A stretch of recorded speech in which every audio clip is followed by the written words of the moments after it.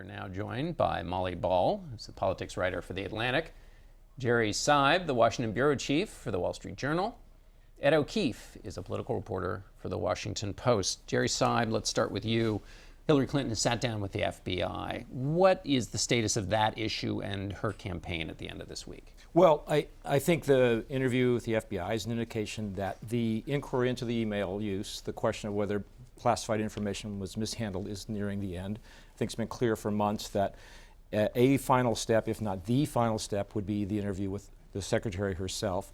And I think most people have believed this is probably headed toward a conclusion that will stop short of criminal action and no indictment. The problem is the Bill Clinton meeting means that even if that's the conclusion, there'll be this little cloud hanging over a successful end. And I think in tennis, John, they call that an unforced error. Yeah, my gosh, Molly, it's true. It's, I mean, in the long term, as Jerry says, in the short term, the meeting with Bill Clinton just put a bright light on this issue again, which is not a good one for Hillary Clinton.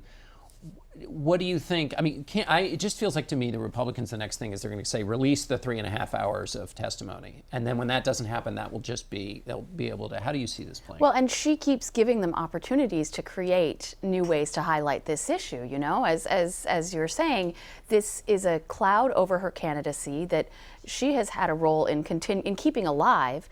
And, you know, the congressman talked about trusting the Justice Department to make an apolitical decision. I don't think they can make an apolitical decision at this point, because any conclusion to this investigation is going to be viewed through a political lens. If it ends without an indictment, you have a large number of people who are still going to be suspicious, especially given things like that meeting where we'll never know what was said, what was discussed. We'll never know that it was truly innocent.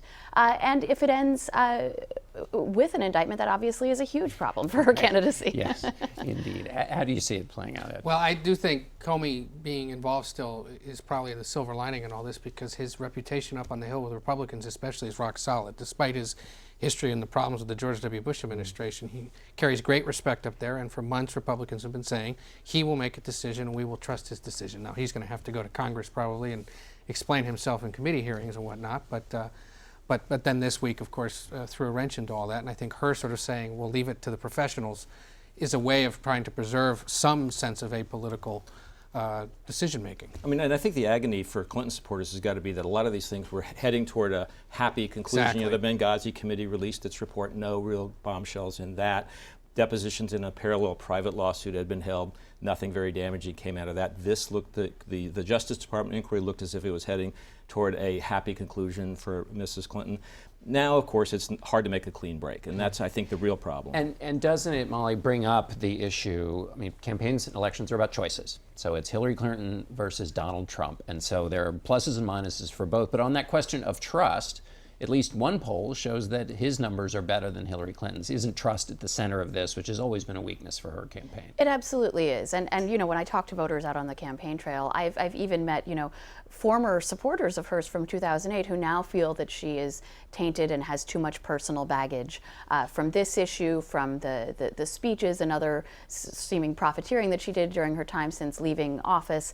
There is a cloud over her candidacy that I think when you look at these polls that have Hillary Clinton ahead of Donald Trump, both of them are under 50%, because a lot of the electorate, even if they don't like Trump, has a hard time going to Hillary Clinton because of that trust issue. And this is what causes so much pain for so many Republicans. Those numbers you're referring to, 45% of Americans find Trump trustworthy, 37% find Clinton trustworthy. This is according to the Quinnipiac poll.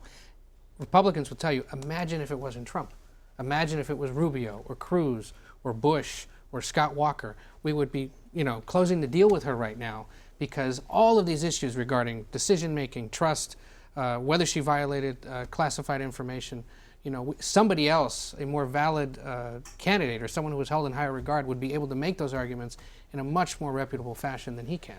Speaking of Trump, we're going to just start with him a little bit before the commercial break. Jerry, let me start with you. He took on the issue of trade. It used to be there was a consensus in the Republican Party. Trade was good. Donald Trump went right after Republicans, the Chamber of Commerce, saying trade has not been good. This, I think, is the big substantive change in the Republican Party in 2016, that not only are there questions about whether free trade is an idea the Republicans should embrace, there's an emphatic statement by the presumptive nominee that will not embrace that and will go in the opposite direction.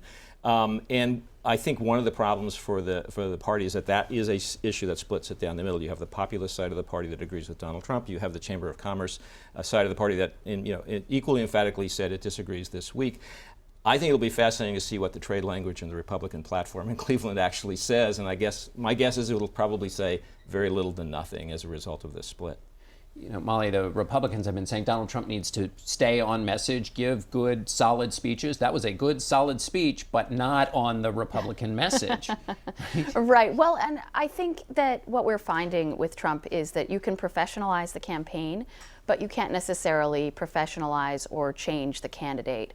And so he has given a few of these more professional sounding speeches off teleprompters. It's not necessarily a message that a lot of the Republican establishment wants to hear, even when he is relatively subdued. And he continues to run very frontally against that establishment, not just paper over these differences and say, I have one position, they have another. He's calling out the Chamber of Commerce by name, and that really riles up a lot of the sort of donor class and establishment on the Republican side. Yeah, we're going to go to commercial. He said it was like he was running against two parties, including partially his own. And that's what a lot of voters like, of course. Right. We'll get back to that question in a moment. Stay with us. And we're back with more from our politics panel. Ed, just finishing here on Donald Trump and trade. I mean, this is a pitch to the Sanders voters a little bit. Does he have a shot there? Not much of one. I haven't seen a poll that shows me there's a wide amount of shifting that would go from Sanders to Trump.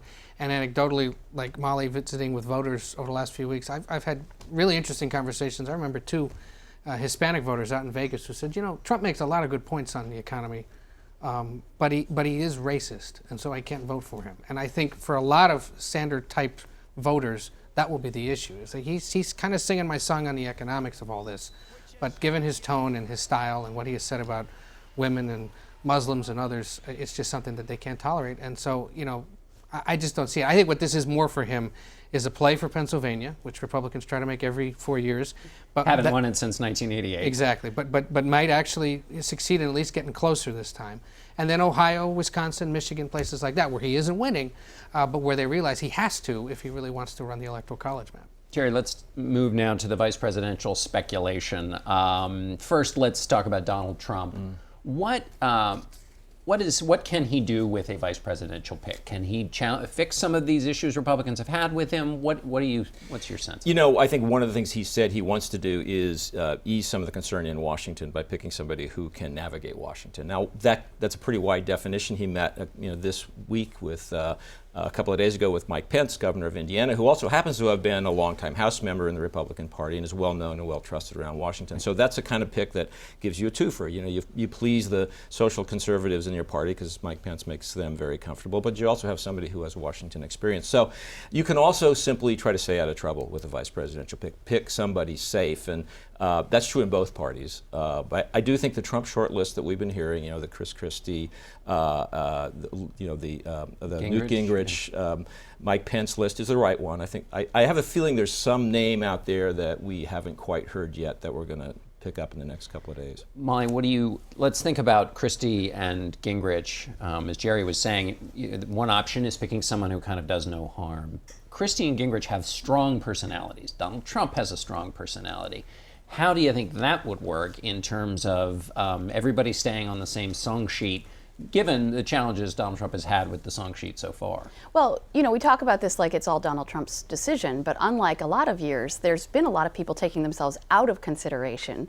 And so I think we've seen Christie and Gingrich most prominently engaged in a long audition process with Trump where they prove that they can subordinate their large personalities to his, and both of them have been doing that quite obsequiously. I don't think it's too strong a word. And also, showing that they will stay on his message, which can be a challenging message sometimes. We saw, Bob Corker had been very strongly in the mix and then was critical of Trump at some times. And if you're not willing to toe the line every single time, you lose points in Mr. Trump's eyes. One more name that I've heard a little bit of buzz about behind the scenes is Richard Burr from North Carolina. Yeah. He's been mentioned once or twice, but not as prominently. I do hear that he's on the list, but who knows? Trump could wake up on a different side of the bed one day and go a totally different way. It's funny that the guys that are all mentioned here have nothing to lose. Gingrich isn't in office, and if this doesn't go well, he'll go back to doing what he does, which is, being a pundit, Gingrich. making money, and being Newt Gingrich. Christie, look, if he wins, he becomes vice president. If he doesn't, he can go back and be governor for a few years, even though, people outside of blood relatives and paid staff don't like him right now in New Jersey. And Burr is another great example. Chairman of the Intelligence Committee, good friend of John Boehner, up for a tough re-election. If he doesn't win his re-election and doesn't win vice president, as a former senator who ran the Intelligence Committee, he'll do just fine in the money department. So all of these guys really, that are top of mind at least, don't have anything to lose, despite the fact that they'll have to work with Trump. And I think, one thing to keep in mind regarding Gingrich and Christie, at different times have had favorability ratings mired in the 30s. Might be wildly popular with Republicans, but they, like Trump, may struggle to sort of transcend the party and get undecided voters to like the ticket. Yeah, so if they have nothing to lose, your argument is that might be why they would go with Trump. And it's why they haven't ruled themselves out. Right. All these other folks, they see are worried futures about ahead of their- them, or they worry that they're going to lose a critical seat and they don't want to play. On the other hand, if you've got nothing to lose, it might make you harder to keep in line as a vice president because you're as a candidate. Jerry, Donald Trump is meeting with the House and the Senate next week. To Molly's point in terms of trying to fix the campaign, what can he do with those meetings? Mitch McConnell said this week he wasn't a credible candidate yet. Well, look, he's got some reassuring to do in Washington. I think part of the concern in Washington is that the campaign doesn't feel like it's a whole yet. But I think you're going to see some things in the next week that will be designed to fix that. You're going to hear announcements of state directors so that people know that there's a campaign organization out there. You're going to hear some June fundraising numbers, which they're saying are going to be pretty good. You're going to have a convention program that's going to come out that I think will make it look more like a conventional convention than some people either think or fear. So I think part of the reassuring of Washington is to show up, hear them out, but part is also to convey to Washington Republicans, hey, we have a campaign structure here. It's sound. It'll get us from here to November. And this is a critical week for him, John, because it's the week after this coming one where delegates start heading to Cleveland to really start making the decisions about how this convention, the mechanics of it will go.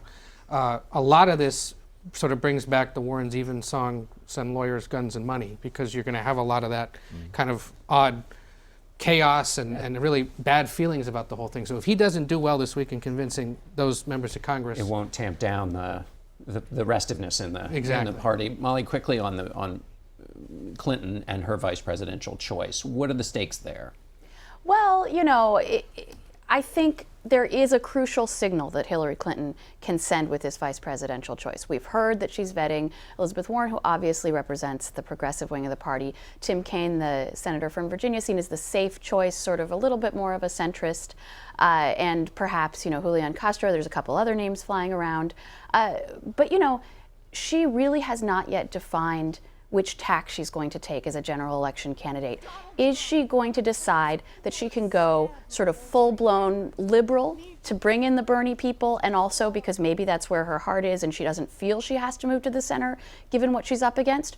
Or is she going to do the conventional thing where she tacks to the center, tries to win some of those conservative-leaning independents, moderates, maybe suburban voters who might have otherwise voted Republican, and so the vice presidential pick, I think, could be a powerful signal in that regard. All right, Molly, Jerry, and Ed, thanks all very much. Apparently the helicopter has landed, so we'll be back in a moment with Senators McCain and Graham. Stay with us.